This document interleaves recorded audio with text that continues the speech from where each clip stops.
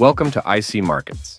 In this video, we will walk you through on how to log into your live account on iOS MT4. For fast executions, it's essential to get connected to the right server to get started.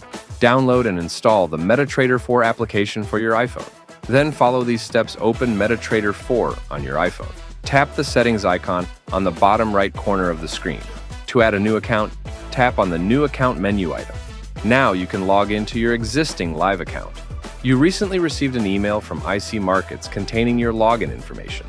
Find the server where your account is registered by typing in the server name you received in the email. You can select from the drop-down list of all IC Market servers or input your server name now. You'll be asked to enter your information login with your MT4 account number and the password you set. During registration, never save a password on a shared device. Swipe left to gray out the Save Password option if you are sharing a device. Once you have successfully logged in, you will be taken to the Quotes tab to view live quotations. If that doesn't happen, please check you have entered all the information correctly. If you still need assistance, there's a more detailed guide available. Your server setup is now complete. For further information, please visit our website or contact our support team.